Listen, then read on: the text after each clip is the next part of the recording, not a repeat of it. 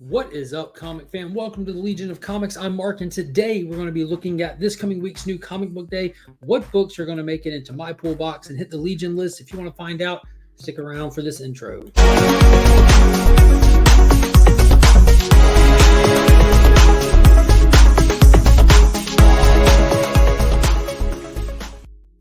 Let's give a big thank you to Big Time Collectibles for sponsoring the channel and the monthly Legion Loot giveaway for the channel members. Be sure to check them out on Instagram or Facebook. Do not miss out on any of these amazing exclusives that are dropping constantly. And be on the lookout because tomorrow they are going to be dropping their next round of mystery boxes. And this one's going to be the Miko Suyon Blue Label CGC or Yellow Label CGC mystery box, guaranteed to be extremely overvalued.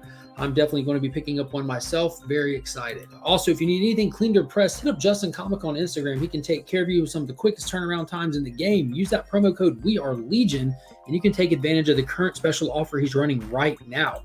All right, so let's get right into it. There is not a ton of books that are hitting my list, much like last week, but the ones that are, I'm very excited about. So first up the bat, let's see, where am I going to start? Let's go ahead and kick it off right here with the second to last issue for Tom King's maxi series Batman Catwoman. This is issue number 11. So we got a big tease in that last issue that Catwoman's being faced with an ultimatum from Batman to not kill the Joker. And we already know from that first issue that she absolutely ends up doing that. So what really drove her to do that? It's still a mystery. This has been a really kind of a complex story. It's telling three different timeline narratives at one time. I'm really enjoying how it's being interwoven together. It's definitely one of the stories that the main story is being told with the nuance between the three different timelines. So this is definitely not everybody's cup of tea, but I love these more heavier reads mixed in with my weekly titles. And Clay Mann's interiors have been phenomenal on this series. And let's see. Next up, we got the return of Tom Taylor's Superman, Son of Kal-El. This is issue number 10. So we just got done seeing him crossing over with Nightwing and all that good stuff. We still have the dictator Bendix using his super-powered team to try to insert them into the world and get fame and notoriety from them. That last outing went horribly bad. And from the crossover with Nightwing, we see that Jonathan Kent is potentially getting set up to look like he actually murdered somebody. So there's some similarities with how potentially the public will look at him, kind of like how they looked at Superman and Zack Snyder's Man of Steel. Like, are they going to hold him accountable for these actions that were videotaped and one-sided, or is they going to see past it? Is he going to rise above it? I'm excited to find out. This series has been phenomenal. I'm loving every issue of it, and I'd highly suggest this one.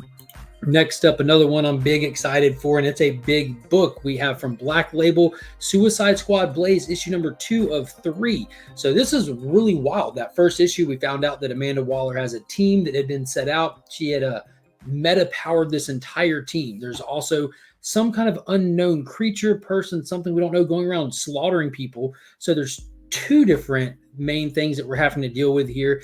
So she put together a team of King Shark, Captain Boomerang, Harley Quinn, Peacemaker, a couple other, and then of course you always have to throw in that X Factor character. You know, we have this person that was recruited in and thrown on the team who does not want to be there, who has no real attributes to add to the mission, and he's just way in over his head. But that's actually kind of the fun that we get to ride along with him, kind of like we are that character in this book. You know, we don't have powers, and this is how this experience might play out had we been there with the team. But we see that this super meta team that has gone rogue, it seems like when one of them dies, the rest of them are able to assimilate their ability, and it's going crazy. It did not end well for the team. It was not looking good.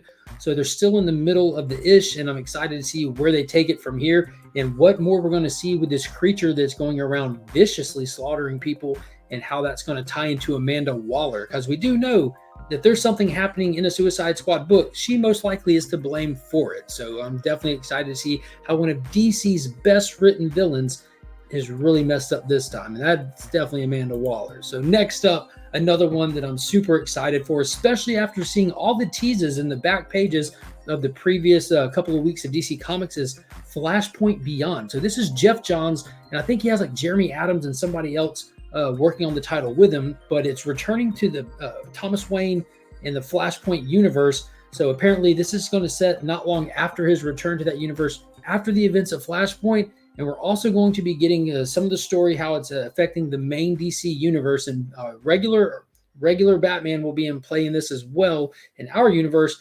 And from the tease pages, it looks like Jeff Johns might be reaching into some of his recent work over the past couple of years. We saw Bruce Wayne with a whiteboard up that has like little hints about the Justice Society's return, about the manipulation of Dr. Manhattan inside of the DC universe while he was in there. He came in, messed stuff up, and dipped out kind of thing.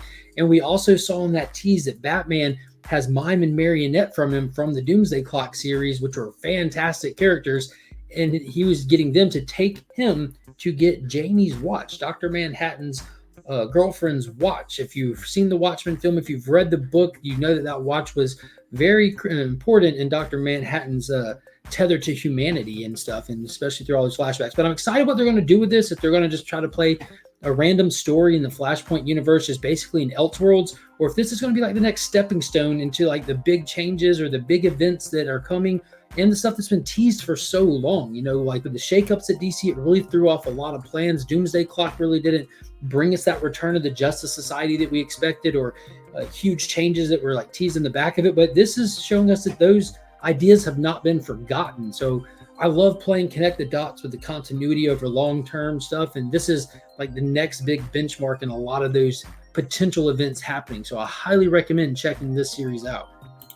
Next up, also from Tom Taylor, one of the most enjoyable books every month when it drops, 7 Secrets. So this book is just hitting the fan with every issue at this point. We see that Casper, our main character, is like super powered. He's able to fly.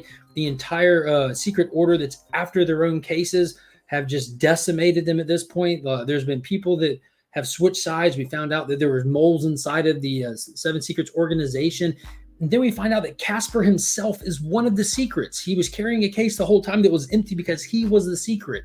So if you don't know what all this means, I'm not surprised if you're not following this series, but I definitely recommend trade reading this one. This is issue number 16 or something like that. But this one is, it was tough for that first volume because it kind of wanted to give you a big twist in issue 6, which they delivered one of the biggest comic twists I've read outside of the final issue of We Live. But after that, it's just been pedal to the metal. It's really fun, really original, very enjoyable. Definitely recommend. And then next up, and the last one on my pull for this week, is Mighty Morphin issue number 18, it looks like. So this is our new writer on Power Rangers for his 2nd issue. And forgive me, I forget his name, but I do think he's affiliated with something that's been Power Rangers outside of comics for a long time called Ranger Station or something like that. But I was impressed with the last issue that he, which was his first comic book, his first Power Ranger comic book. He did a really good job, but you can tell that he knows these characters. They were all written as you would expect them to be written. You can tell all their individual personalities.